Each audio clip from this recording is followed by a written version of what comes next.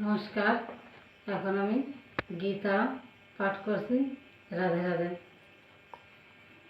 সেই রূপ ব্রহ্মজ্ঞান হইয়াছে যার, বেদোক্ত কর্মে নাহি প্রয়োজন তার।